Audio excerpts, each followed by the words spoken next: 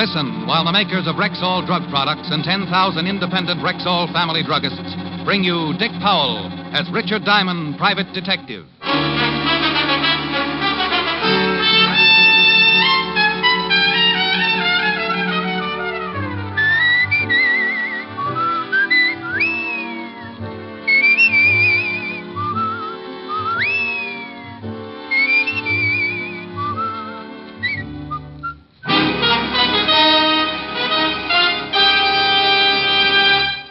Good evening. This is your Rexall family druggist speaking to you for the 10,000 independent druggists who have made the word Rexall part of our own store names and who recommend and sell the 2,000 or more drug products made by the Rexall Drug Company, like Rexall MI31, for example, Rexall's popular and versatile mouthwash, gargle, and breath deodorant. Full-strength MI31 kills contacted germs almost instantly, yet will not harm the delicate membranes of the mouth and throat. Ask for Rexall MI31 at Rexall drugstores everywhere. And remember, you can depend on any drug product that bears the name Rexall. Good health to all from Rexall. Now your Rexall family druggist brings you another exciting half hour with Richard Diamond, private detective, starring Dick Powell.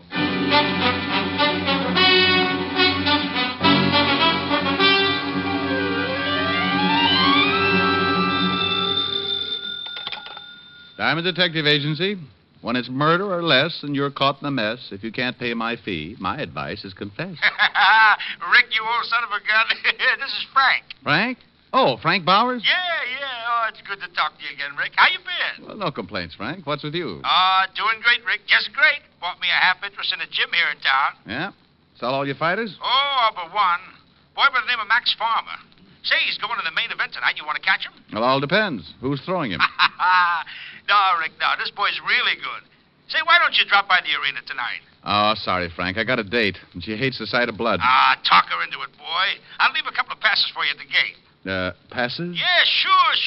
Well, I'm a sucker for a good argument. See you tonight, Frank.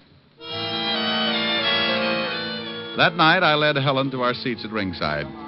She was dressed to kill, and from the look on her face, I thought I might be the first on her list. Rick, Yes, baby? would you mind telling the man behind me to stop dripping mustard on my mink? Oh, sure, honey. Hey, Buster, please do not feed the animals. That's the good boy. Rick, why of all places the fights? But, honey, these are $10 seats. Hey, Ricky, glad you could use the passes. Boing. Move your feet, Rockefeller, and let the man in. Oh, gee, it's good to see you again, Rick. Say, I want you to meet Lorna Thorne. Wow. Hanging onto Frank's arm, I saw why boys like girls. She was wearing slightly more than the fighters. Had so many curves I got seasick just looking at her. As I stared, I suddenly felt a strange sensation in my legs. Helen was digging her heel into my shin. Come up for air, Ricky, dear. Honey, I want you to meet Frank Bowers. Sally, I'd know you anywhere. Rick's told me a lot about you. Frank. Yeah? That was 5 years ago. This is Helen. Oops. My mistake, huh? Lorna, I want you to meet Helen. Hiya. Well, when in Rome. Hiya. What a spot for a thesaurus. Hey, sit over there, will you, honey? I want to sit next to Rick. Oh, Rick, it's a shame I didn't tip you to this fight earlier. You could have put some dough on my boy and really cleaned up. You think he'll win, huh? Yeah, I know he'll win. He's fighting Lou Scott, strictly a bum from upstate. The syndicate made the match just to build up Farmer's name and pick up some easy dough on the side. Now he tells me. There's my boy getting in the ring now.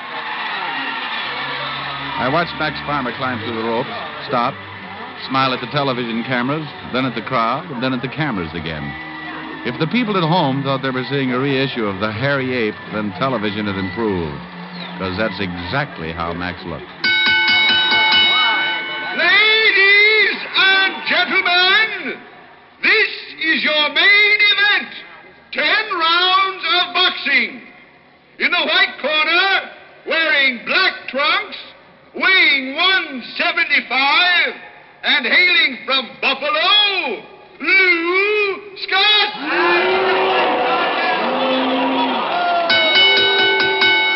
And in the black corner, wearing purple Representing 179, and right from our own New York City, Max Farmer! The boys met in the center of the ring, received some fatherly advice from the referee, shook gloves, and went back to their corners. Okay, Max. Okay, now, boy, give it to him. Come on, get him, son, get him. Come on. Well, Frank was right. It certainly was a pushover. 2 minutes later, the fight was 7 counts from being over. Only it wasn't Lou Scott who was fast asleep on the canvas. The sleeping beauty was Frank's boy, Max Farmer. Max! Max, get up! Max, please, come on! Max! Max, get up! Get up, you bum! Don't you teach your fighters to duck, Frank? Oh, I don't understand it. It's all wrong, Rick. Rick, how can that man sleep up there with all this noise? Oh, Helen. Just call me Sal. Now can we go home? Sure, baby. Rick, stick around, will you? I may have a job for you. Oh? Yeah. Look, I'm going down to the dressing room. Meet me there in 10 minutes. Come on, Lorna. From the look on Frank's face, I could tell he was worried. So I took Helen outside and put her in a cab. She was a good sport about going home alone, though. Didn't say a word. Not even goodbye.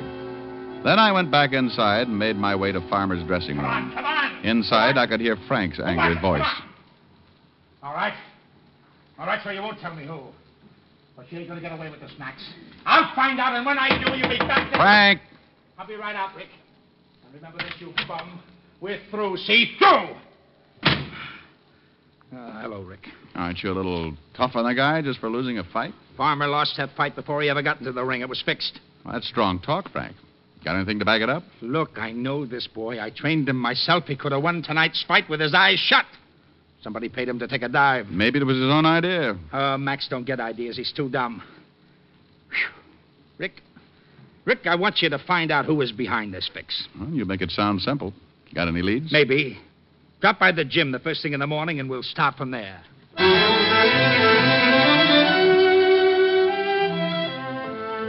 First thing next morning, I went down to Frank's gym. They say the early bird gets the worm, and I guess it's true. For standing right inside the door was none other than Sergeant Otis, pride and joy of the 5th Precinct. Pardon me, but aren't you Jack Dempsey? No, my name is... Diamond, you here? Very observant, Otis. You're improving.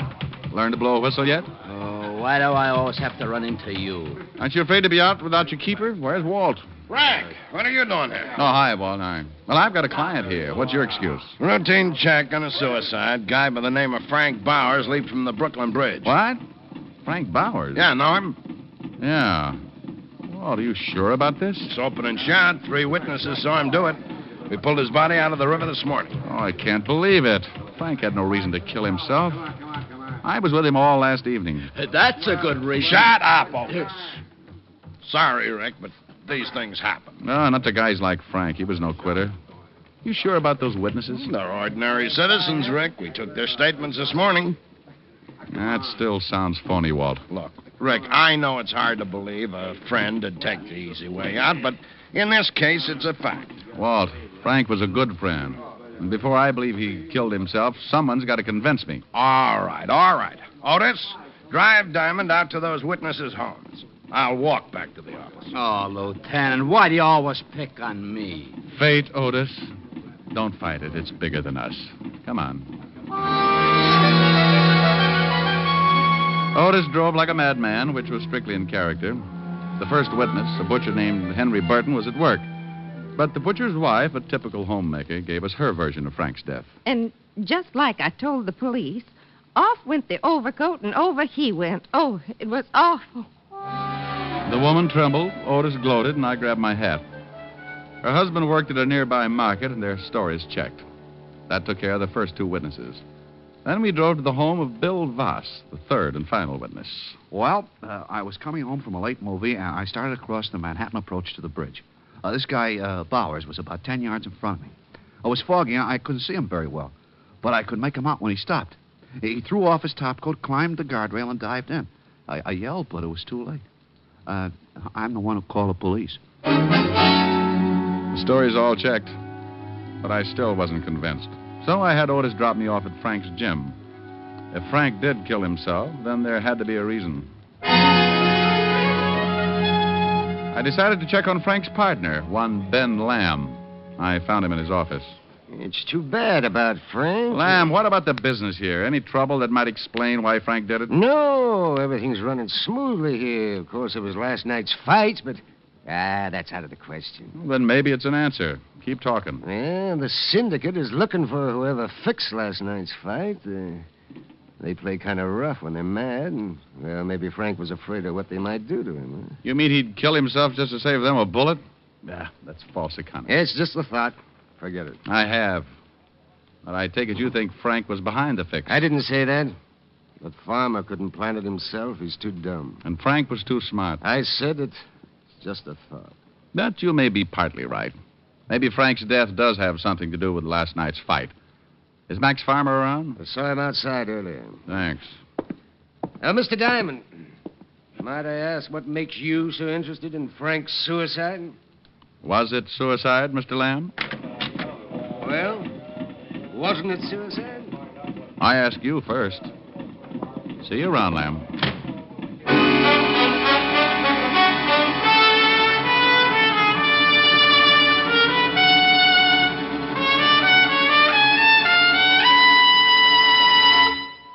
Before we continue with the adventures of Richard Diamond, private detective, here's your Rexall family druggist. Last week, a customer told me that something I really like about Rexall milk of magnesia is that one bottle won't be so thick I can't even pour it, and the next one thin and watery. Somehow, Rexall milk of magnesia always seems to be just right. Well, ma'am, that's because every bottle of Rexall milk of magnesia has to meet an exacting standard of viscosity, or it won't wear the Rexall label. What do you mean by viscosity? Well, an easy definition would be the degree of thickness in a liquid. Now, Rexall scientists conduct scientifically precise tests on every batch of Rexall milk of magnesia to make sure it meets this constant standard of viscosity, because that's one big reason why you'll always get a uniform dosage from every bottle. Oh, and I thought it was all just an accident. Oh, no, ma'am. There are no accidents behind the fact. You can always depend on any drug product that bears the name Rexall. And now back to tonight's adventure with Richard Diamond, private detective, starring Dick Powell. I stood in the center of Frank's gymnasium, certain that Frank's supposed suicide had something to do with last night's fight. But how? That was the jackpot question. In one corner of the gym, I saw Max Farmer hitting a punching bag with a methodical, monotonous rhythm. I walked over to him. Max? Yeah. My name is Diamond. Yeah. I was a friend of Frank Bowers. Huh? Well, if you can spare any more words, I'd like to ask you a question. Look, if it's about last night, forget it, see? I don't know nothing about nothing. No argument there, but I came to see you about boxing. Huh? I don't get you. Well, Frank always said you were one of the best, and I thought you could give me a few pointers. Oh. You a fighter? No. I just like to show off at the Y. You know how it is. Oh, sure. Well, you get some trunks from the shower boy, and we'll go with you. You can learn plenty from me. Good, Max. That's just what I'm hoping to learn. Plenty. The shower boys gave me a pair of gloves and purple trunks. I felt like a self-conscious tulip as I entered the ring, but Max seemed quite impressed. Hey, you got a pretty good build. I also go steady. You all set? Yeah, I'm ready. Put 'em up. No, not above your head. Max, we come from different environments. Okay, let's go. Hey, you're not bad. Just lucky. Hey, wait till I tell my friends that I boxed with the Max Farmer. Yeah, they like that, huh? Like it? I'll be a hero. After all, Max, you've never lost a fight. I forgot last night. Sorry. Oh, don't think nothing about that fight. I'll be up there again. You'll see. Oh, no doubt. Hey, wait a minute. Let's take a break. I'm winded. Okay. Whew. You know, you fighters have a lot of perseverance. Huh? Yeah, that's what we got, all right, what you said. I guess good athletes are just born, huh? Not made. Buddy, that's the truth. You know, I've been in sports since grade school. Still at it? What, sports? Skip it. I bet you were good even then, Max. Oh, boy, was I. I played football in high school. Made all state. Weren't always a boxer, huh? No, I've done everything. Hey, tell me. What's the greatest exhibition of sports in the world? Go on now, go on. Think. Shriners Convention? Shriners? Nah. The Olympics. And I was in them, too. Would have won, but Marshall Wayne beat me on points. My. Boy, I have a lot to tell my friends. You know, there's just one other fighter I'd like to brag about sparring with. That's Lou Scott. What? That Scott's a bum. I could whip him with my eyes shut. Oh? I heard that's how you lost. Look, forget about last night. That fight was... Go on, Max. Yeah, I had a headache last night, that's all. I gotta take a shower. See you around. It was the first time I'd ever gone fishing in a boxing ring. I was hoping to find out who was behind the fix. That might throw some light on Frank's death. But to coin an old phrase, the big one got away. Next on my list was the girl Frank was with at the fight, Lorna Thorne. She danced at the Silver Circle, a small nightclub not far from the gym. I went backstage, climbed the iron stairs, and found her room. Just a sec. Well, Mr. Diamond. Hello, Miss Thorne. Sit down. Care for a drink? Well, it all depends. Are we drowning our sorrow or celebrating? I don't get you. Well, you don't seem too upset about Frank. Oh, that. I'm not the type to cry, honey. Ruins mascara. Oh, don't get me wrong. I liked Frank. Liked him a lot, but we were both in it just for the laughs. Mm-hmm. Tell me, did Frank come up here after he left the arena? Yeah. He came up and we talked till it was time for my number. He left about midnight. Did he seem upset? Now that you mention it, he did. Lorna, how well do you know Ben Lamb? Only seen him around. Why? Well, Lamb thinks Frank might have been behind the fixed fight. Could be. He sure was nervous. I see. You and Lamb didn't compare stories by any chance? I told you, I've only seen him around. Uh-huh. Hey, this is a nice mink coat. Been saving on employment checks? I'm a working gal, remember? Oh, come now, honey. You don't earn enough here to buy this kind of coat. I'm a bookie on the side.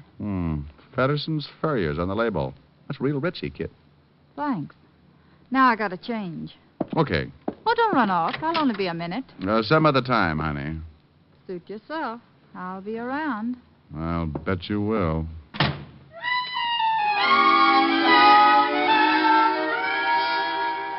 I went back to my office, locked the door, put my oxbloods up on my dusty desk, and tried to think. There was no logical motive for suicide, but there was plenty for murder. Lamb would inherit Frank's half of the business. Farmer might have been afraid Frank would blackball him with other managers. And Lorna was the type who would do anything for a fast buck. But then there was that constant headache, the three witnesses. My thoughts were all jumbled up. I kept trying to remember everything that had been said today. I kept hearing voices in a jumbled sequence. The syndicate plays rough. Frank may have been afraid. Well, I've been in sports since grade school. It's an open and shut case, Rick. You're a hard man to convince, Shamus. Then over he went. Oh, it was awful. Frank behind it? Yeah, it was only a thought, Diamond. I'm not the type to cry, honey. It ruins mascara. Then he climbed the rail and dived in. I won two, and Marshall Wayne beat me on points. Climbed the rail and dived in. Marshall Wayne beat me. Marshall Wayne. Wayne! Then he dived in. Dived.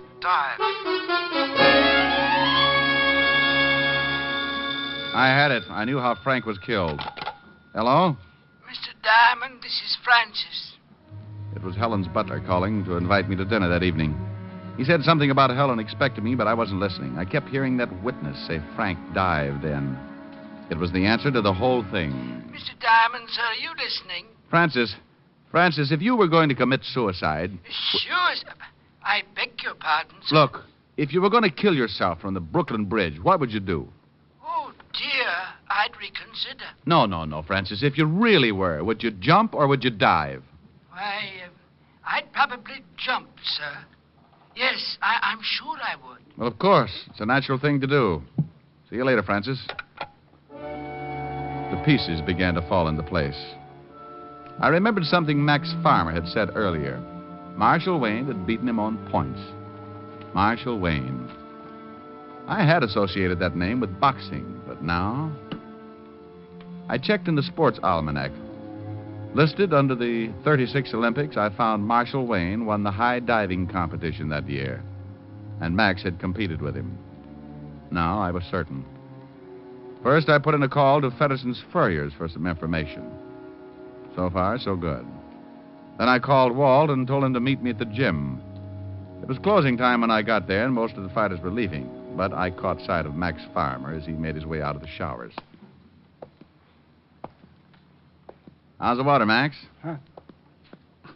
Diamond, What's the matter? You don't look happy to see me. what are you doing here? The boys at the Y, remember? I came for some more pointers. It's closing time. Oh, that's too bad. That's the only reason you don't want to spend some time with me, huh? Yeah. You're not too tired. Me? I'm never tired. They're just closing up, that's all. Well, Max, old pal, I've got good news for you. I fixed it with Lamb for me to lock up when we're finished. Huh? Well, Not scared by any chance? me scared of you? Why? Get some trunks. You'll see who's scared. I wondered if my Blue Cross plan was still in effect as I changed clothes and followed Max out to the ring in the middle of the deserted gymnasium.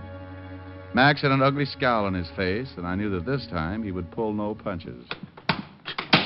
Ouch. Hey, playing rough, eh, pal? You got a lousy guard. That's all. Hi. You act nervous. Tired of boxing? Maybe you'd rather be swimming, huh? Huh? Oops, sorry. Now your guard is down. Of course, a born athlete like you would be happy doing anything in the way of sports, I suppose. Maybe even diving. Your guard, pal, your guard. You don't make sense. No, I think so. Oh, your mind's wandering, Max.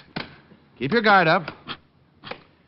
You know, for a real sport, like, say, high diving, there's really no place around here to practice. Unless, of course, you tried the Brooklyn Bridge. I'll bet a really good diver could make it from the Manhattan approach without a scratch. Now, listen, what's the... The guard, Samson. Better watch it. Hold it a minute. What's the big idea? The big idea came when I figured out how 3 witnesses could see a suicide that wasn't a suicide. You're loony. Am I? Those witnesses didn't see Frank because he was already in the river. You had pushed him in. You waited for some people to show up, and then you dived in. No. Yes, Max, yes. But you weren't alone in this.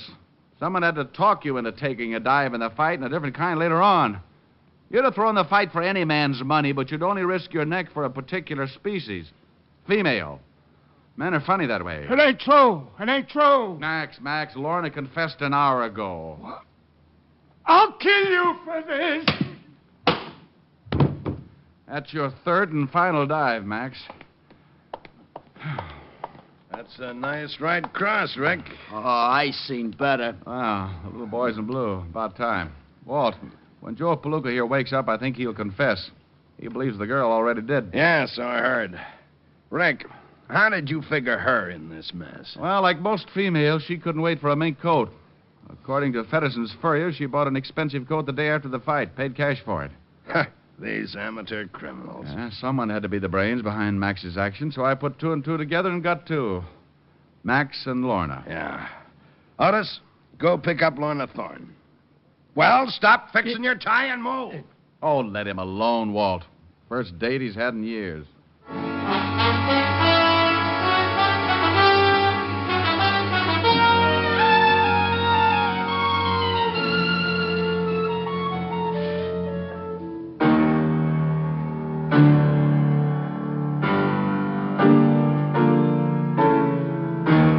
Rick. Huh? Rick, Well, honey, what is it? do you have to play so loud? Well, I can't help it, baby. It's the brute in me. Mm-hmm. And that shiner, darling. What happened? Client or doorknob? Young lady, I have been boxing. Just call me Kid Diamond, please. Oh, no. Boxing. You? Well, why not? It's so strenuous. Well, I'm in fair shape. What do you use for muscles? You just put up your dukes and I'll show you. All righty. Now get up and sing.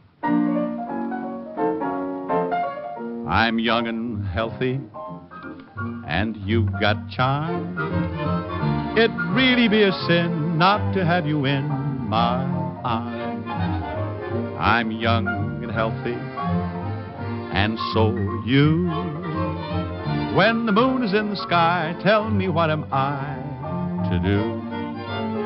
If I could hate you, I'd keep away. But that ain't my nature. I'm full of vitamin A. I'm young and healthy, so let's be bold. In a year or 2 or 3, maybe we will be too old. If I could hate you, I'd keep away. But that ain't my nature. I'm full of vitamin A. Ooh, I'm young and healthy, so let's be bold.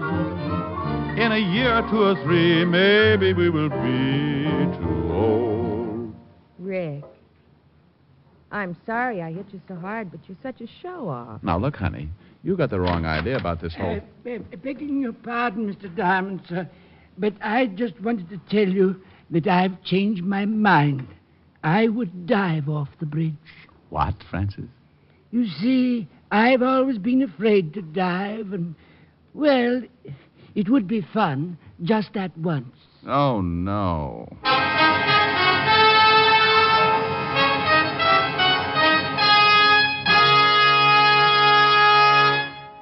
Again, here's your Rexall family druggist. Whenever you have a headache, remember this about Rexall aspirin. When taken with water, the 5 full grains of pure aspirin in every Rexall tablet are ready to go to work for you even before they reach your stomach. So whenever you have a headache, remember that about Rexall aspirin.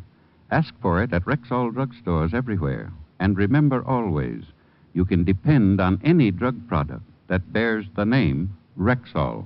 Good health to all from Rexall.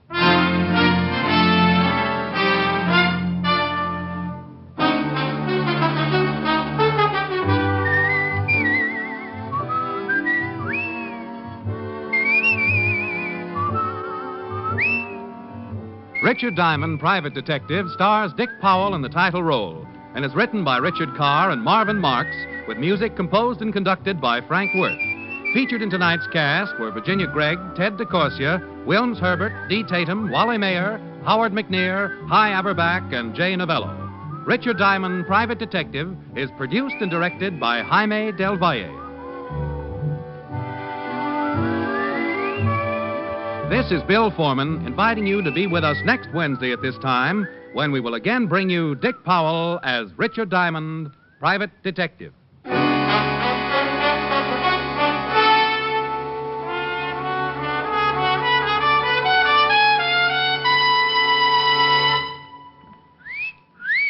Hiya, beautiful. Get lost, Bristlepuss. You need a shave. But I have shaved. What else do you want me to do? Silly boy, she wants you to go Stag. Go Stag?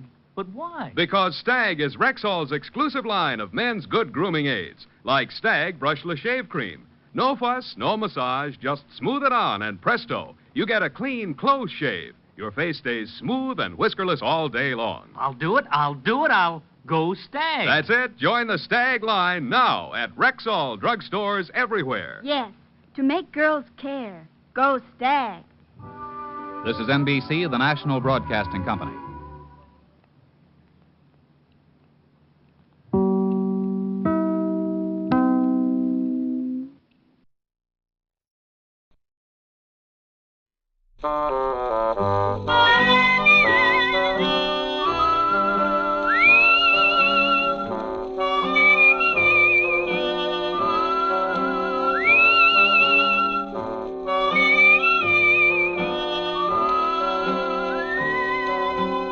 Here's Dick Powell as Richard Diamond, Private Detective.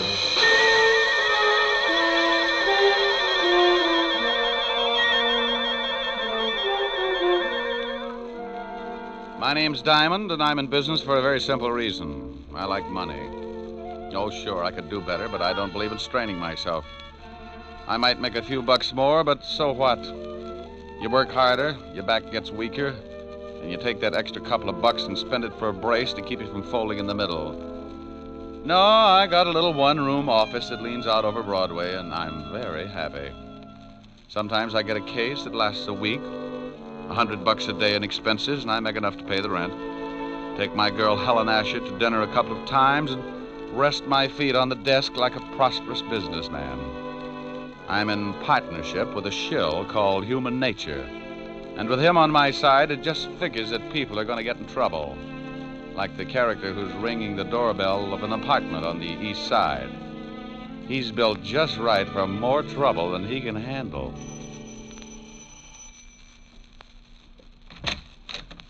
Well, Hello, Mrs. Moran. you say that like you're really glad to see me. I'll let you know as soon as we can talk business. Did you bring a rubber hose along? Why? Are you going to be hard to get along with? This time, yes. Where's your husband? He went out. I tried to convince him the window was the quickest way to the street, but he's old-fashioned. He took the elevator. You're drunk. You can't get a bit out of me. Want a drink? Just get the 500. I don't want to be around when your old man gets back. You couldn't afford that, could you? No, and I don't think you could either, baby. Now let's stop playing games, Mrs. Moran. I've got a big, fat surprise for you, Mac. Keep it in small bills. Now, isn't that funny? That's your surprise. Yeah? Yeah. You don't get the money. You get something else. Stop yelling. You'll have the whole building up here in a minute. They'll be up anyway, Mac.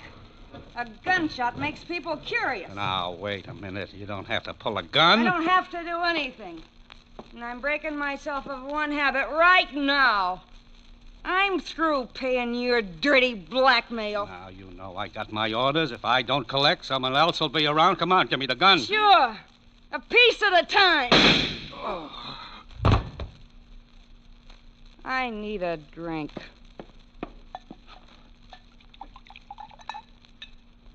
Well, here's to nothing, Betty, old girl.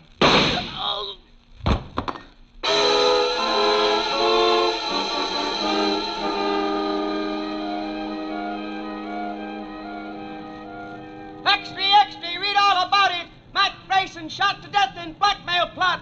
Socialite Betty Moran kills gangster, then takes own life.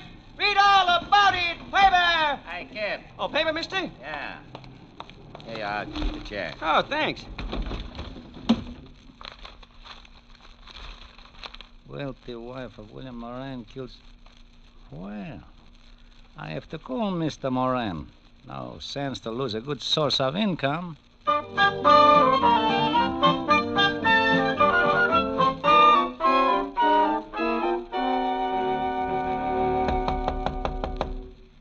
Yeah, come in.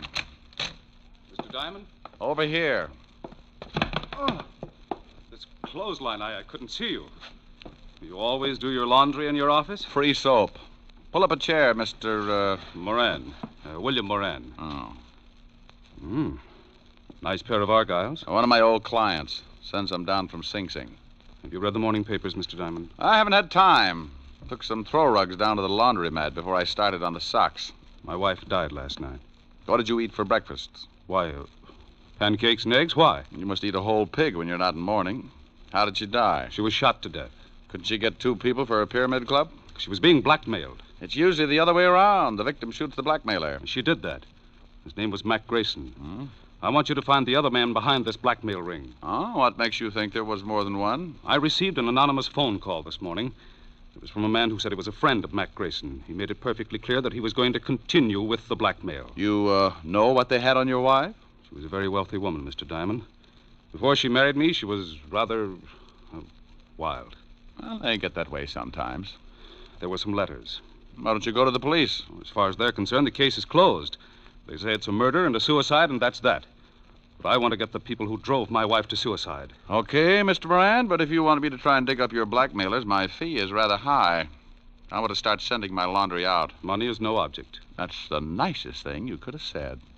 $100 a day and a fifth of plasma. Plasma, Mr. Diamond? 100 proof. I never know what I'm going to run into in a case like this. I may bleed a little. You can reach me at Evergreen 4, 5021. I'll write you a check. Here, use my pen. It's getting an inferiority complex. Do you know anything more about this man who called you this morning? Yeah, only that he said he was a friend of Mac Grayson's. There you are, Mr. Diamond. This should be enough of a retainer. Oh, yes. And that's all you know? I'm sorry I can't be of more help. Oh, you've been a brick. I'll get the rest from homicide. Thank you, and goodbye, Mr. Moran. Goodbye, Mr. Diamond, and good luck. Oh, I'm sorry I knocked down some of your washing. There. Well, I'll be hearing from you. Well, that's the way it goes. 1 minute you're washing socks, and the next you got enough money to stake out a claim on every night spot from Mott Street to Harlem. Unless a particular blackmail ring likes to kill private detectives. I had a hunch the assignment might run into overtime, so I put in a call to a lovely redhead named Helen Asher. Francis, the butler, answered, and I told him to pass the word along that I might be late for my date. I hung up before Helen could get on the pipe and start screaming at me like a wounded eagle. I locked the office, went down to 5th Precinct, and an old friend, Lieutenant Levinson. He was in charge of the homicide detail and could tell me about the late Mrs. Moran and her victim. When I walked in, Sergeant Otis was polishing his billy. Hello, Otis. The lieutenant in? Well, Richard Diamond, the all-American gumshoe. Oh, you're just jealous because that club you've got is a better shape than your head. Lieutenant, Diamond's out here. Okay, send them in. Tell me, Shamus, how does one get to be a great big private detective? Saving box tops? Well, you have to observe things, Otis, my boy. For instance, one look at your shirt, and I can tell you've been eating well for a week. Why don't you either get it cleaned or stick it in a pressure cooker? Hello, Walt. Now, wait a minute, Rick. If you've got a body somewhere, take it to another precinct. No, I'm a little short right now, but maybe I can dig one up. What I said. Yeah, that was a swell one. Is this just a social visit, or am I a dreamer? It's about the Moran suicide. You handle it? Uh-huh. One of the neighbors called us. They're both deader than Otis on a double date. What about the Grayson guy she knocked off? Cheap thug. Couple of convictions. Oh, don't tell me Moran's been to you with that blackmail story. Yeah. He seems to think Grayson was working with someone. Rick, that guy pestered us all morning, but there's no proof of blackmail or anything else, except 2 people got killed. Give me a quick rundown. I don't know why you're interested. I think Moran drummed up the blackmail theory just to cover that his wife was running around with another man. Well, I'm interested because Moran gave me a fat $200 in advance to get me in the spirit of the thing. Well, if you want to be bored, here are the photographs of the deal. Here's Mac Grayson. Bullet entered his chest just below the 10th rib. The gun was a .32. Same one that the Moran dame used on herself. Enough powder burns on his shirt to show that she was standing pretty close when she gave it to him. She'd have to be, not to miss him. Now, you can see she was lying about 10 feet from Grayson near the bar. Probably needed a stiff shot before she knocked herself off. That's the highball glass on the floor near her head. And that's the .32 she used, about 6 inches from her right hand, and only her prints on it. Powder burns on the girl? Sure, all over her temple. We did the paraffin test on her hand, too. She fired the gun all right. Did Grayson have any friends? We never tied him up with anyone except an old wino that hangs out on Skid Row, a dump called the Parrot Club. Name's Wilbur Truitt. Yeah. Well, thanks, Walt. Now, look, the dame killed the guy and then shot herself. What more do you want? I'll let you know. Now, wait a minute. I know that gleam in your eye. I always get a sour stomach from it. If you've got something, you better tell me. Oh, you're a cynic, Walt. Have you talked to this Wilbur Truitt? We questioned him this morning. Got a tail on him? Sure, but he won't take us anywhere. Now, what are you cooking up? Well, maybe you think there's something to Moran's blackmail story. Oh, don't be an idiot. Then what are you tailing Truitt for? Because I can't take a chance. Blackmail's a federal rap, and if Moran keeps stirring up trouble, I want to be able to prove he's nuts. Now, you look here. I want to know what's on your mind. I'll send you a letter. Oh, Otis. Yeah, Lieutenant. Get me my bicarbonate. And shut up. Bye. Goodbye. I went through the squad room and out into the hall. I used the payphone by the door and put in a fast call to my client, William Moran. I had a hunch, and Moran's $200 retainer in my pocket gave him an A priority on it. Yes? Mr. Moran. That's right. This is Diamond, Mr. Moran.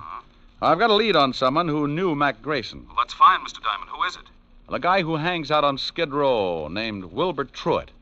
Ever heard of him? No. Oh.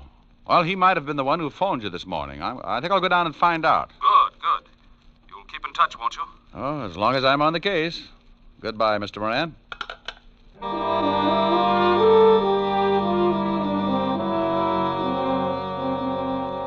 I left the 5th Precinct and headed for Skid Row. If you've never seen the street, it's a liberal education in the misery of human beings. Even the sun winds up with a hangover if it shines on the place too long. The Parrot Club was a cellar with a low ceiling and a drink of wine for 10 cents a glass. The smell of stale alcohol was so strong that if you opened the door to air the place out, the walls would probably cave in. I found Wilbur Truitt sitting at the bar with a dirty towel around his neck. He held the towel and a glass of wine in one hand, and with the other he pulled the towel, lifting his hand and the glass up to his mouth. You must have been an engineer. I learned this little stunt in grammar school, bucko. I started missing my mouth 30 years ago, so I use this towel as a sort of alcohol pulley. It cuts down the element of risk. Hate to spill a drop. You know a guy named Grayson? It's the shakes, bucko. I am completely exhausted after a night of revelry, and my hand waves like it was flagging down a caravan of whiskey trucks. Look, friend... But after 1 or 2 pick-me-ups, I am perfectly capable of lifting the glass by myself. And come nightfall, I'm in excellent condition to entertain my little friends. Oh, swell. Most cowards let the little fellows frighten them, and they end up in Bellevue, but I like them. They worried me at first, but when they found out how much I drank, they began to show the strain, and the shoe was on the other foot, so to speak. Oh, no. They tried to frighten me the first night, but I just kept right on with one bottle after another, and it finally drove them to drink. Now my DTs have hallucinations. We are rapidly building up a thriving community. What were you saying, bucko? Something about the evils of self-indulgence, but I've forgotten now. Good. In that case, I will let you buy me a drink. Oh, sure. Waiter, bring the bottle. You just gave me cold chills. If I lick your hand, it's only a sign of fond endearment. Okay. Now, do you know a guy named Grayson? I knew there was a catch. Are you a cop? No. In that case, I trust you. Besides, you are holding that lovely bottle. What about Grayson? First, a small glass of truth serum. First, Grayson. I can't stand to look, so I will turn my back on the bottle and tell you what I know. Mr. Mac Grayson, a very unsavory character who reached a sudden demise last evening, dealt in smutty pasts and made them pay off by milking his victims. He has only one friend, a Mr. Leo Fink. Now, please, I'm beginning to spit out wads of cotton. Where does this Fink live? You are indeed a heartless rogue. I was once.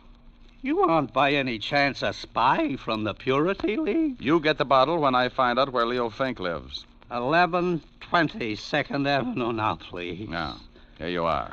Don't struggle with the cork, bucko. I have just acquired the strength of an uncropped Samson. And as I gaze upon this ruby goblet, I am reminded of the fact that you are not the first to come seeking the whereabouts of one Leo Fink. Huh? Play it back in English. A thug with the disagreeable habit of twisting my ascot approached me not 10 minutes before you came in seeking the same information. Did you give it to him? I had to.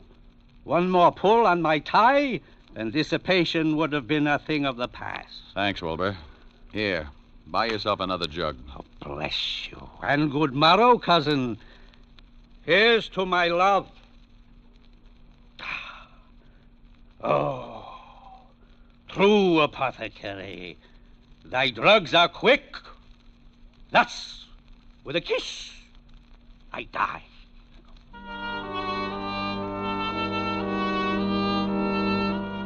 I left Wilbur with his first love and walked out on the street.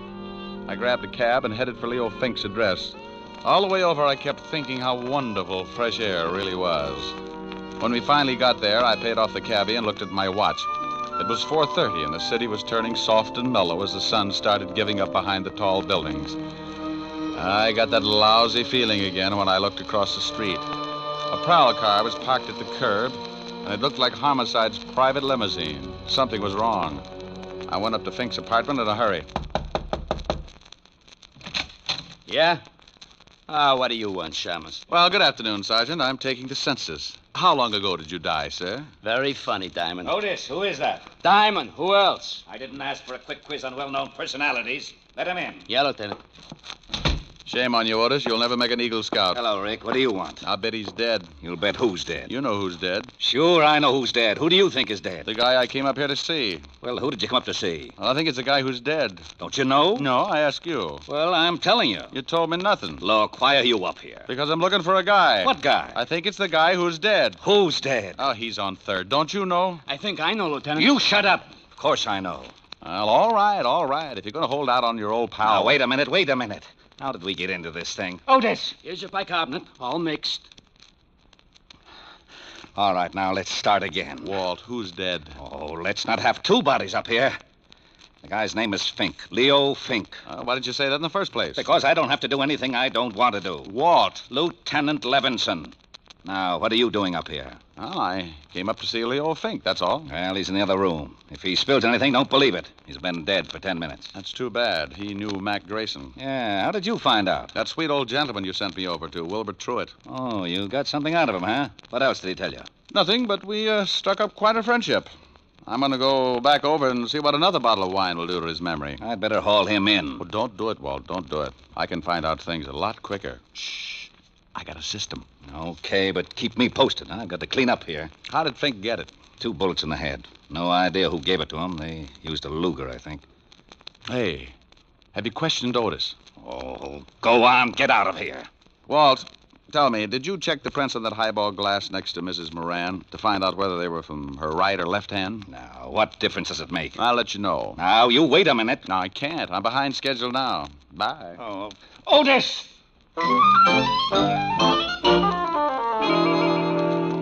I went downstairs in a hurry and started back to Skid Row and Wilbur Truitt.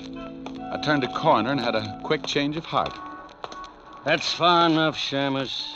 Wow. Well, look what I picked up. All right. Get into this alley. Now, why don't you put that cannon away? It shows up like a pair of gums at a dentist convention. Turn around and get going. I can run if it would help. Take your time. You haven't got too much of it left. Stop nudging. You got a cold barrel. Don't you like it? No, but it helps.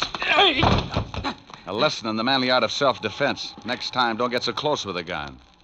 Well, what do you know? A Luger. Okay, so I'm a Butterfingers. You got the gun now. What are you going to do? I got a mean streak, and it shows up when someone tries to kill me.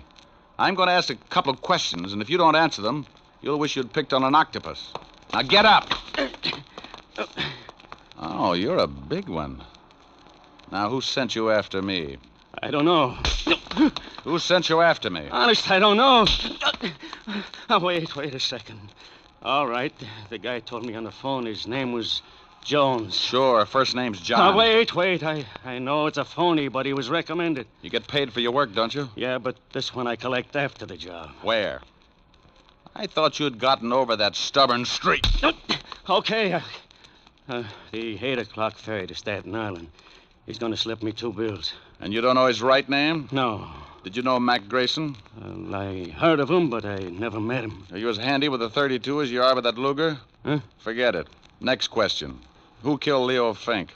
Oh, that's a pretty big one. Okay, I'll word it differently. Who killed Leo Fink? I'll take the beating. Yeah. Well, I got a hunch this Luger of yours will check with ballistics. Come on. Homicide's still up in Fink's apartment. No, it's... What did you say? Okay.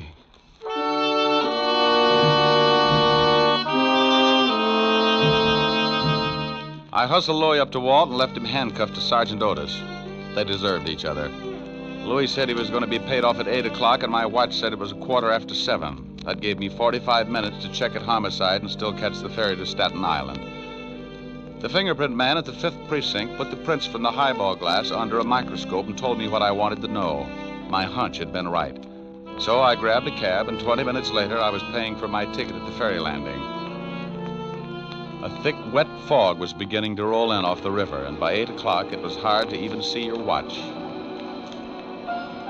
Someone was playing a piano in the lounge as the ferry began to move slowly across the river. I didn't know who I was looking for, but I figured if there was going to be a payoff, it would be outside. I leaned against the rail and took out a cigarette. Got the match, mister? Huh? Yeah, right here. Thanks. Lousy night. Yeah. He wasn't my man. When he struck the match, I could see his dirty work clothes and his factory badge. I started down the other side of the boat. Finding a killer in that fog was like looking for your car keys in a mine shaft. I reached the bow of the boat, and right then I knew I was about to score. I get a tight feeling in my stomach when I start closing in on danger. I spotted the dark outline at the rail, so I pulled my hat down and walked up beside him. He was hunched over with his arms resting on the rail. Terrible night. Mm-hmm. Be awful if you had to find someone in this fog. Not if he found you first. Yeah. I like the name Louis Osgood. Ever hear of it? I like the name Moran, Huh? William Moran. Who are you? Just an employee. Diamond. Hey, you get a gold star. Well, what do you want? Have you found the blackmailers? Now stop playing Alice in Wonderland. I just pushed around your hired gun if Louis Osgood. He had enough to say to put you away for a long time. He couldn't have. He didn't know. Didn't know your name?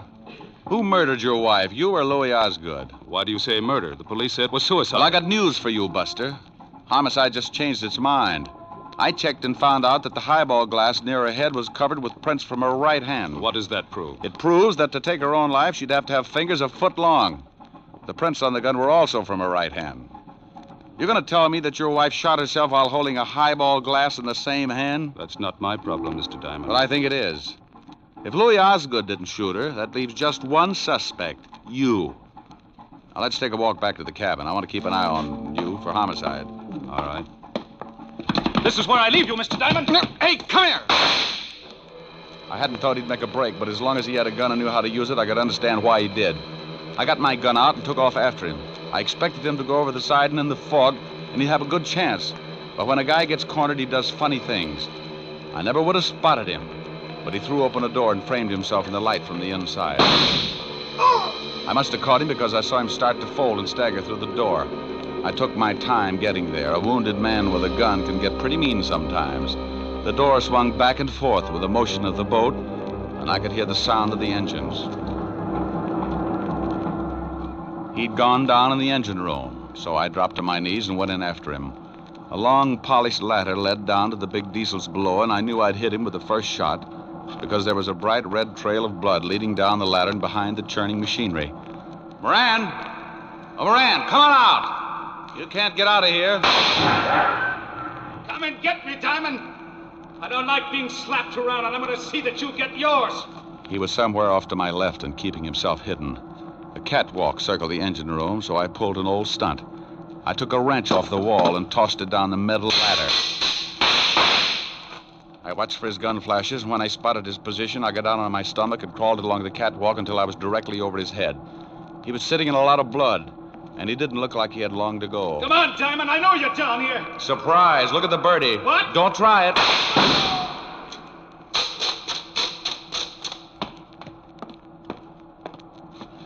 Sorry, Moran, but this just wasn't your night. You want to tell me about it? I shot my wife. I came in just after she shot Grayson.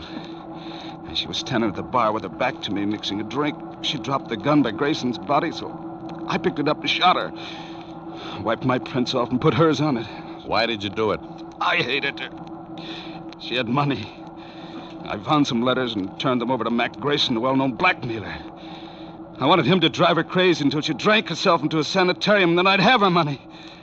I never guessed she'd kill Grayson, but when I did, I saw a chance to kill her and make it look like suicide. You should never have called me. The police were satisfied. I had to find Leo Fink. He knew I'd hired Grayson, and he was going to blackmail me. So when I dug up the little wino that knew Fink, you hired Louis Osgood to bump Fink and me. Is that right? Hey, Moran. Oh, well, it was a dull conversation anyway. Lousy night.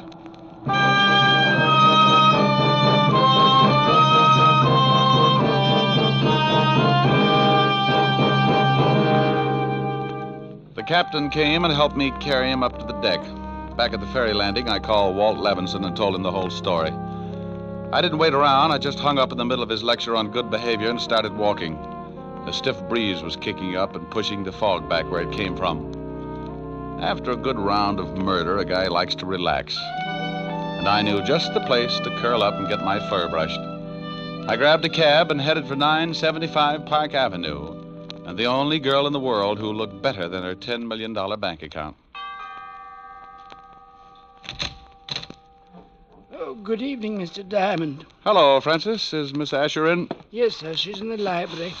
Thanks. Get me a glass of milk, will you, Francis? Milk? Oh, yes, sir. Right away. Hey, that's a B flat. Rick, where have you been? Sailing, sailing over the bounding main. Move over. You were supposed to have been here at 8 o'clock. Oh, what's an hour if you tack it on to the end of the evening? Well, I'm glad you've been keeping out of trouble. I can't stand it when you wander in all beat up. You smell nice. What kind of cologne is that? Gunpowder, 38. What? Oh, nothing. What's this you were playing? Oh, a new song. Again. You were just dandy. Well, you know I don't play well. I just pick. You should be glad you don't play the guitar. With those beautiful nails, you'd saw it in half. You're ridiculous. Whoops. Oh, that wasn't a B flat. Rick. Mm-hmm. Who do you love? I won't tell. Rick? I love you, baby. Then let's get married. Hey, these are pretty good lyrics. Now stop that. Again, this couldn't happen again. I hate you. This is that once in a lifetime. This is that moment divine. You never sing when I want you to. What's more, this never happened before. Though I have waited a lifetime for such as you to suddenly be mine. No comment? No. Mine to hold as I'm holding you now, and yet never to part. Mine to... Hey, what's the matter? Don't go. You want to sing? Go ahead. Well, what did you have in mind? I won't tell. You're not being original. That's my line. Well, I'm mad. Come here, come here. No. Come here, Helen. Still mad? No. Well, let's get you mad again. It's so much fun making up. Mine again. What's the name of the song again? It never happens again. I'm mad. Oh, good. No. Here's your milk, Mr. Diamond. Oh, my goodness, you never warned me.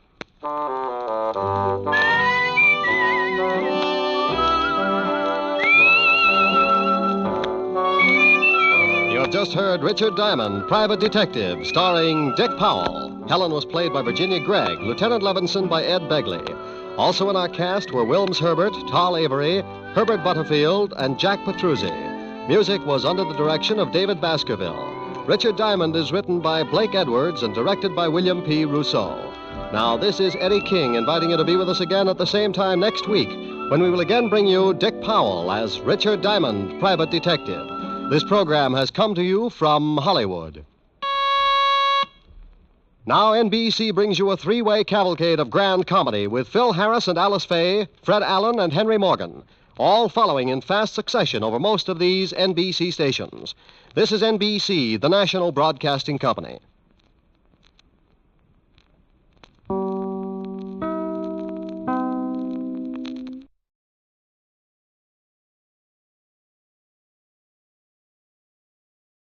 Portions of the following program are transcribed.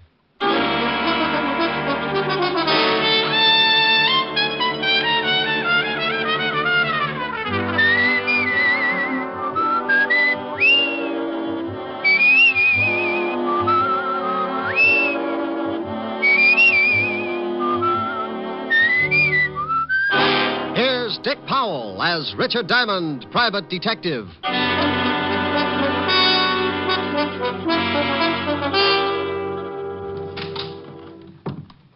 Is this the Diamond Detective Agency? Well, what does the sign on the door say? Yeah, Diamond Detective Agency. And take a guess. Are you Mr. Richard Diamond? It depends. How much does he owe you? Nothing. You just want to speak to him? I do. You come as a client? Yes, I do. You have 100 a day in expenses? Yeah, I do. Then I now pronounce this man and client. Your name, please? My name's Thomas Jason. The stockbroker? You better pay cash. Oh, I'm retired now, Mr. Diamond. And to end this nonsense, here's your $100. Oh, thank you. Now, what's your trouble? It's Carol, my adopted daughter. We adopted her when she was 12, but my wife died shortly after. Frankly, Carol has been trouble ever since. And now? Now, I'm afraid it is no longer a matter of delinquency. Well, there have been several incidents that make me suspect that she's trying to do away with me. Oh, sweet girl. What's her reason? My money. In my will, she is my only heir. Why not change the will? I said I suspected her, but I'm not certain, Mr. Diamond. And you understand, it would be terrible to disinherit her. If I am wrong about my suspicions, I simply must be sure before I change my will. She have any idea of your suspicion? Yes. This morning I did speak to her. They mentioned the possibility of cutting her from my will. She flew into a rage, made several terrible threats. Oh? What do you want me to do? Well, sir, I want you to... Oh, excuse me. Diamond Detective Agency, we have the only corpse with the lie-down design. Oh, Rick. Why don't you answer the phone right? Okay, Helen, baby. Diamond Detective Agency, Mr. Richard Diamond speaking. What? See, it throws you. Mr. Diamond. Honey, I'll see you tonight. I got a client. She? He. Good. Bye. You were saying, Mr. Jason, before I was so nicely interrupted. Yes, I want you to either prove my fears to be true or groundless. If I am right, I will change my will, of course. Where do I start?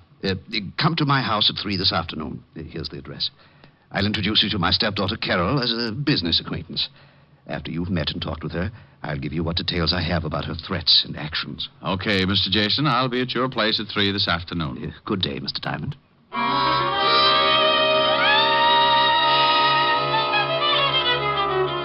I checked the time and found it to be nearly 12, so I beat it out to grab a bite of food before the noon rush began. Cafes in downtown Manhattan at lunchtime can only be compared to a can of sardines after all their relatives move in.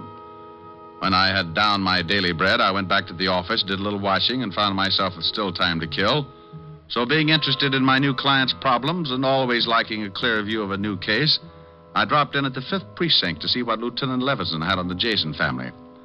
When I walked into the squad room, I found Sergeant Otis tilted back in his chair with his number 14s crossed on the desk in front of him. From the sounds he was making, he was either sleeping or gargling with molasses.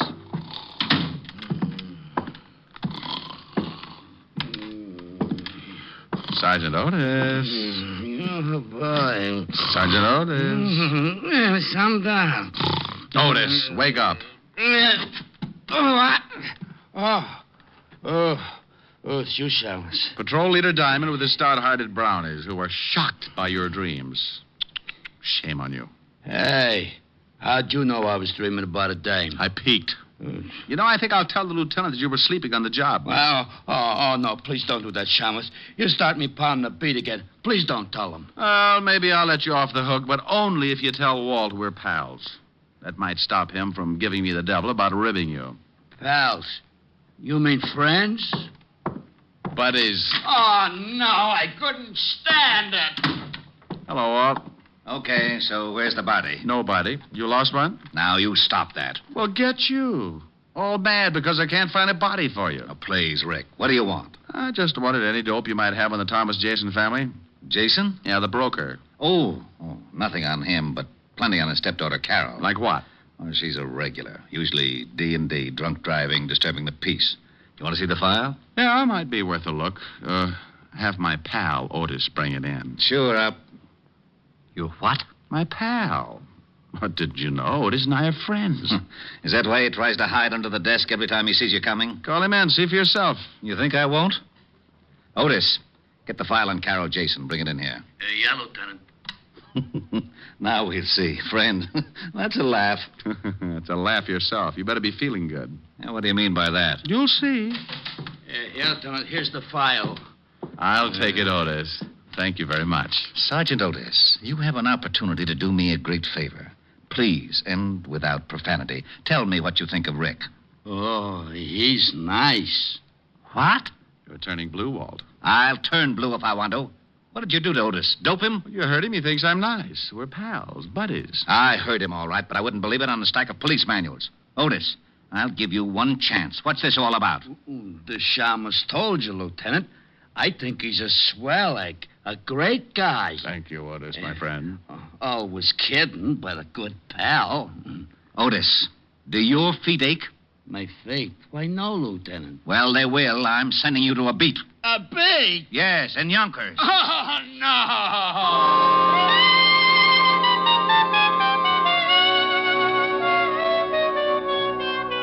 I went through the file on Carol Jason and found out Walt hadn't been kidding. She'd been picked up for everything from kicking dogs to slugging her boyfriend with a champagne bottle. Real nice girl. I left Walt trying to third degree the truth out of Otis and headed for what I hoped would be a nice, easy case. In a few minutes, I was in front of my client, Jason's house on East 66th Street. It turned out to be a modest little shack of some 30 rooms with a brownstone cover. I was ushered in to wait in the library for Thomas Jason, but I got a surprise. Mr. Diamond? Well, now, I'll bet you're Carol. Your stepfather's told me so much about you. You're a friend of my stepfather's? Well, you might say we have things in common. Where is he? I'm afraid you can't see him, Mr. Diamond. You see, he's become quite ill. Oh, ill so quickly? I talked to him a few hours ago. He's about as sickly as Paul Bunyan. Mr. Diamond, will you please leave? Not until you tell me what happened to Jason, where he is, and why I can't see him. Get out. Do you hear me? Get out. Oh, put a cork in it, honey. Your father suspected trouble. Apparently, it came quicker than he thought. Me, I want to know all your little secrets. Just who are you? Policeman? Private policeman, dear. Your father hired me this morning. Well, I'm firing you this afternoon. Father's ill, and I will not allow him to be disturbed. He paid me for a day's work. Tomorrow you can fire me. Is he here? No. Now will you get out, or do I call the real police? No, maybe you'd better, dear. There's a smell around here that isn't a room full of roses. All right. If it's going to save trouble, I will tell you this much. Father had a serious mental condition. This afternoon, a couple of hours ago, he had an attack.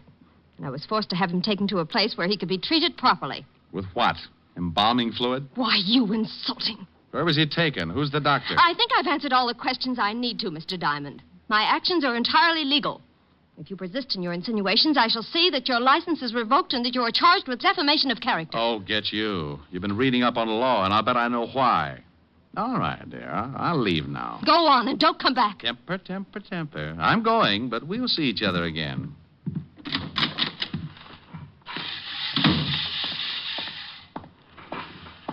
Hello, Pop. Got a minute?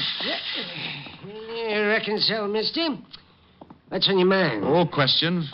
Like how long you been out here mowing the lawn? Most of the day. Why? Did you, see Mr. Jason leave? Oh, sure. Left in an ambulance, he did. He was wearing a funny white coat with the arms tied in back. My fashion certainly changed. You didn't notice any name on the ambulance, did you? Well, as a matter of fact, I did, mister. Oh, my, it was a silly name. About the silliest I've ever heard of. Oh, the name, Pop. What was it? Oh, don't be in such a dang rush. It was Home Sweet Home Rest Home. No, ain't that silly? I don't think my client agrees with you. If he was taken there for a rest, it may be a permanent one.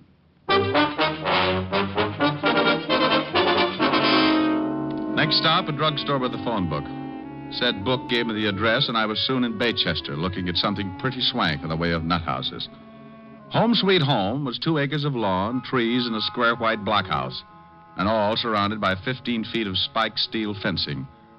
By this time, the setup was really beginning to smell, and I decided that maybe a shamus might not be welcome. So, for a moment, I stood by the big gate debating how I could get in.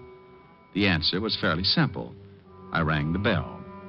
It caused a huge character wearing a white jacket and with arms like hairy telephone poles to appear. Yeah?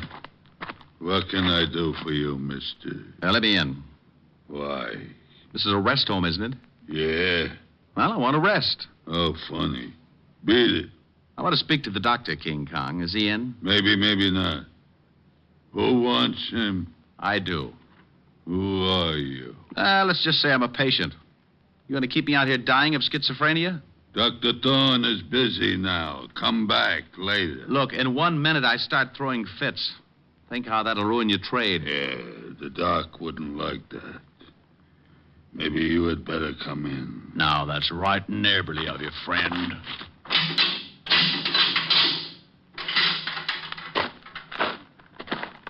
Wow.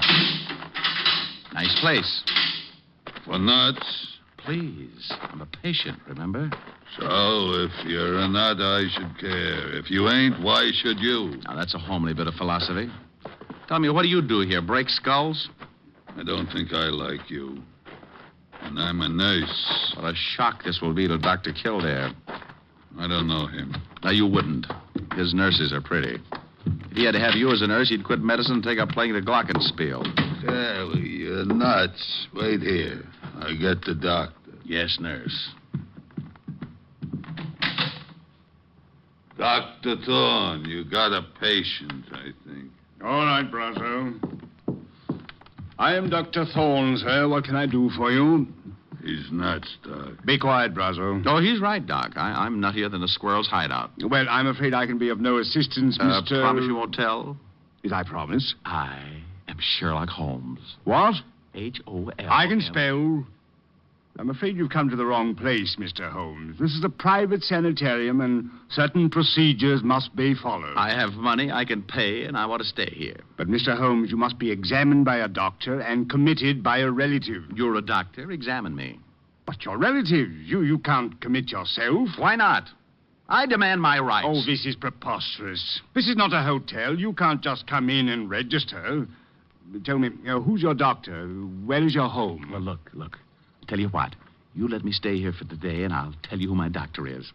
And if you don't let me stay, I'll tell everyone what a bad place you have. You said something about having money. Just how much money? I've got a mattress full. Can I stay? Perhaps it can be arranged. Though, of course, I must examine you. Of course. And there will be a certain fee, you understand? I'm beginning to. Tell me, Mr. H-O-L. Stop! You certainly are most annoying. Tell me, why do you want to stay here anyway? Well, I've got to stop the plot. The plot? You know about that? Sure. You plan to rub out Fearless Fosdick, but I'm not going to let you.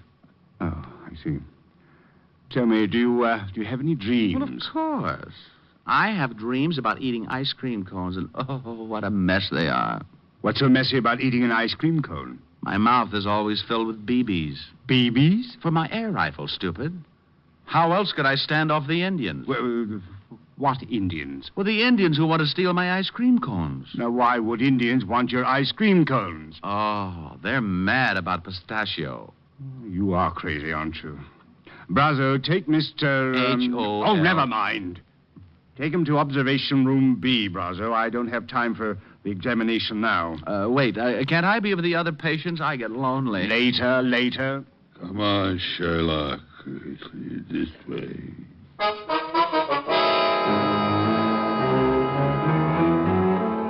Well, I was in, thanks to the good doctor not being able to pass up a possible easy buck. The big ape Brazo led me to a small room with bars on the window and a spring lock on the door.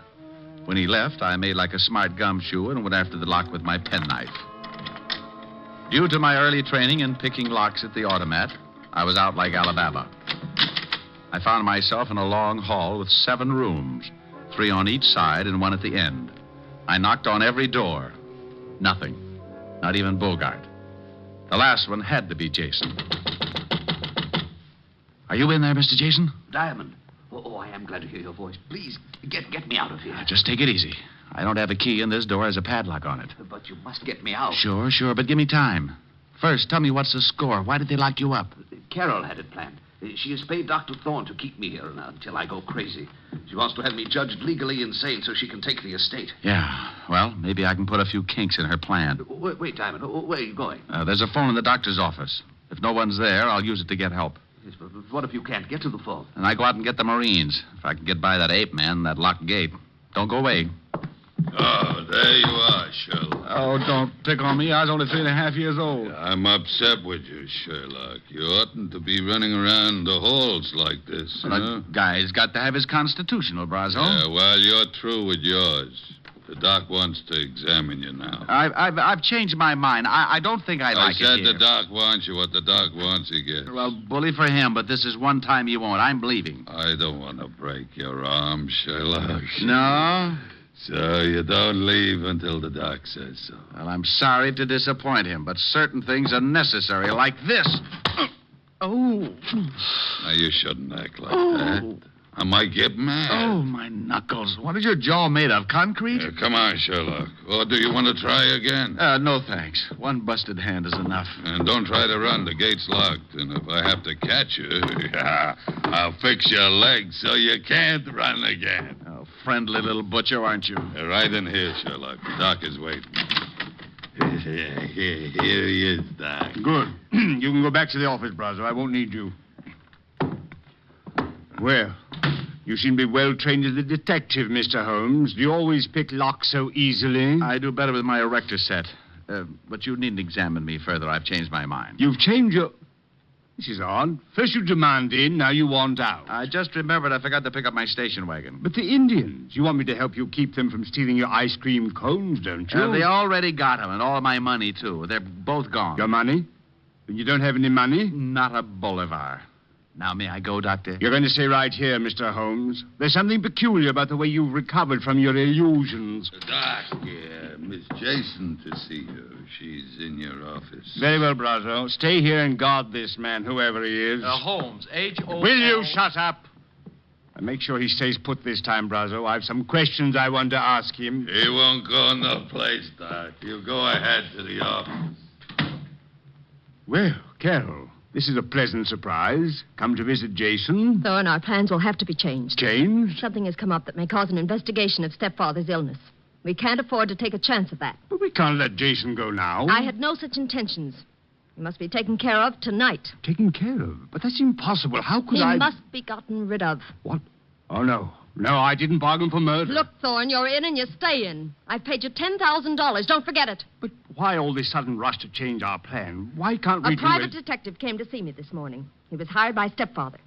I knew he had suspicions, but I didn't know they'd gone so far. A detective? Oh, he can't act legally, but he's the sort to cause trouble. Detective, private detective, Sherlock Holmes. Rambling about. I'm afraid we're in serious trouble. Come with me. What? Your private detective. I think he's already found Jason. Come on. You wouldn't like to earn $100, would you, Brazo? No. It is you, Diamond. Uh-oh, fun's over. Thorne, you fool. How'd he get in here? He said he was a patient, Carol, and I swear he seemed crazy enough. He probably said he had money. You seem to understand each other, honey, but do you mind? I'd like to take Mr. Jason home For now. a couple of extra dollars, you let him walk right in. Oh, Thorne, you're an idiot. I suppose he's found Jason and talked to him. Well, he did get out of his room and wander about. Oh, that's great. So now he knows the whole works. Too bad, baby. Your plan is kaput. Not quite, Diamond. You've just talked yourself into real trouble. This gun says for you not to get any bright ideas. My IQ just dropped 30 points. Shut him up, Brazo. Sure. Hey, now, wait a minute. Oh! Now stay with him while Thorne and I make arrangements. We won't be long. Do I get the... Yes, Brazo, when we're ready. Come on, Thorne. I want to talk to stepfather.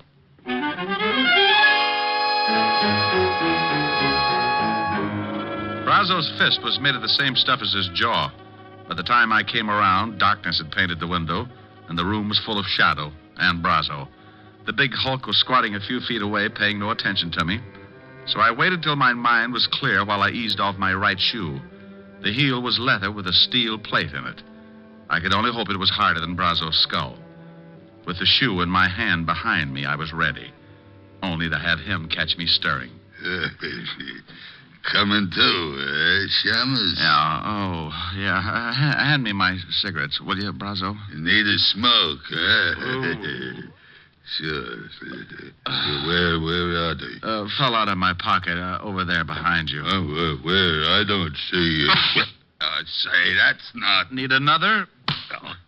Stop that. Oh, come on, Buster, fall. Well, is little old Brazo finally getting sleepy? Happy New Year, Buster.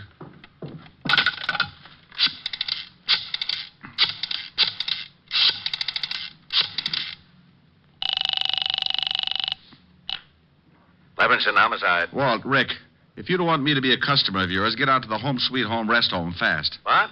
Hey, what kind of a gag is this now? It's no gag, believe me. My client and I are the blue plate specials, and dinner is about to be served. The Home Sweet... Oh, it still sounds like a gag. Who'd call anything that? Now, don't argue, Walt. It's no joke. Okay, Rick, what's the address? 1820 Allerton Avenue, Baychester. And bring a blowtorch to cut an iron gate. You may have to. All right, I'll be there in 30 minutes. Quicker if you can. Stand right there, Diamond, or I'll use this gun. Good afternoon. I represent the Sleep Looks like Tight I came just in time. Only now that you've fixed Rozzo, you'll have to dig your own grave. Dig my own grave? Oh, honey, is this trip really necessary? Keep moving, or I'll kill you right here. I move.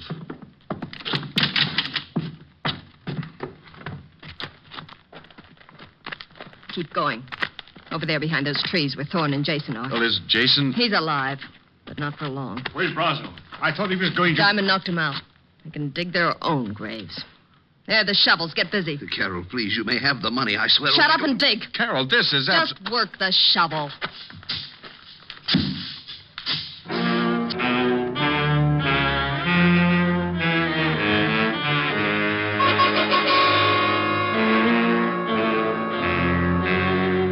Can you imagine Richard Diamond, private detective, letting a sawed-off female make him dig his own grave?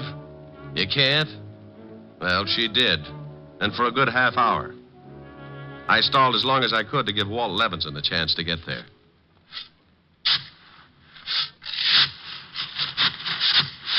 That's enough. I said that's deep enough. Oh, please, I'm just started. You're finished. Jason, get into that hole with him. Very well. I guess this is it, Diamond. Sorry to have dragged you in. Well, that's a horrible way to say it. Don't we get time for a last cigarette? No. Thorne, take this gun. What? Oh, no, I'm not going to kill them. Shut up and take this gun. Oh, don't do it, Thorne. Be a man about it. Here, Thorne. Don't be such a weakling. 2 shots and it's over. No, it was your idea. I'm no murderer. Atta boy, stick up for your rights. You shut up. Thorne, do you do the job or do I make you number 3 in that grave? You wouldn't dare. You need me. Atta boy, Thorne, tell her. Go on, Thorne, take the gun. No, I can't. I just can't. Not like this. You weakling. I'll do it myself. Now turn around, Diamond. Oh, now look, baby, this thing's getting out of hand. You shoot me and the law will be all over the place. Not until I've filled that grave in over you. I called them, baby. Oh, you're lying. Am I? Well, just turn around and take a look at that lovely big fat policeman standing over there by that tree. Oh, you really don't expect me to fall for an old stunt like that. Well, if you don't, you'll fall for something. It's your funeral. No, it isn't. It's yours. All right, lady, drop it. What? Why, you... Smarty. I'll kill you anyway. Carol.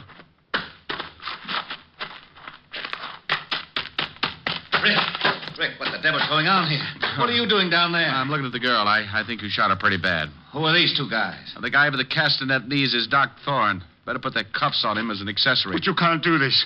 I was the one that refused to shoot you. Oh, stop licking my hand. You can tell it to the precinct judge. Otis, snap the cuffs on them and take them out the car. Sure.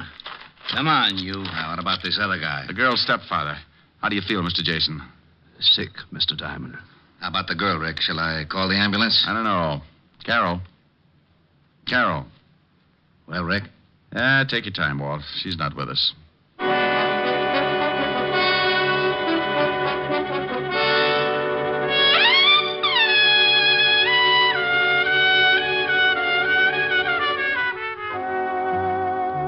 I gave Walt the story, then took Jason to his house. Stayed there long enough to brush the dirt off my clothes, wash my hands, and then I headed for a delayed date. At 975 Park Avenue, I found a big fireplace and a lovely redhead waiting for me. A redhead wearing a dress that was part green silk and part... Well... I'm the library, darling. Come on in. Hello, Helen, baby. You sound like you found oil in the basement. What's with the cheer? Me? Isn't it always? I like you. I like the way you say that. Looking up at me with those big green eyes. They're not green. They're hazel. Oh, are they? Let me look closer. Not until you sing for me. Sing?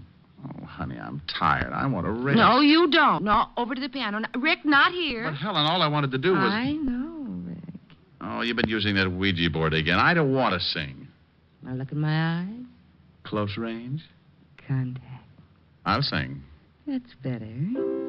Like, you must have been a beautiful baby. Oh, love it. You must have been a beautiful baby. You must have been a wonderful child when you were only starting to go to kindergarten. I bet you drove the little boys wild. And when it came to winning blue ribbons, you must have shown the other kids how. I can see the judge's eyes as they handed you the prize, I bet you made the cutest bow. Oh, you must have been a beautiful baby. 'Cause, baby, look at you now. Like that? That was wonderful, Rick. Come here. About time. Oh, Rick. Do you think you can do that and sing, too? Honey, when you look at me like that, I could kiss you, sing, and knit a whole sweater at the same time. Rick, could you? Want to try? The sweater will take years. I'll buy that. Come here, we'll start with the neck. Rick. You know something? What? I may even knit you a whole suit.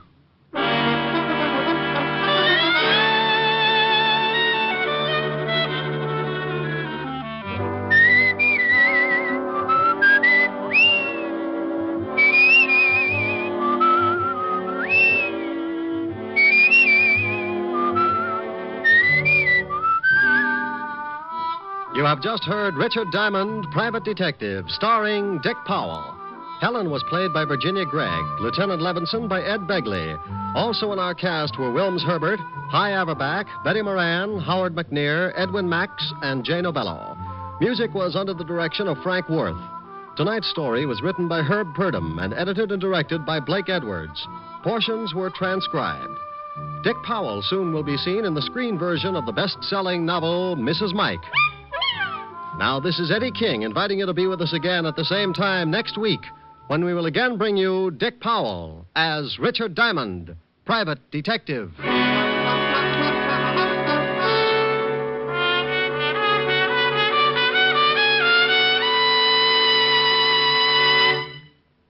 How much is your life worth?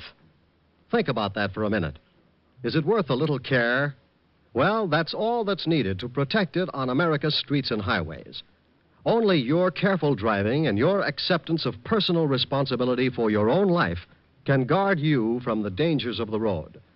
The price that you may pay for carelessness is a high one, and it's a price that thousands upon thousands of accident victims have already paid.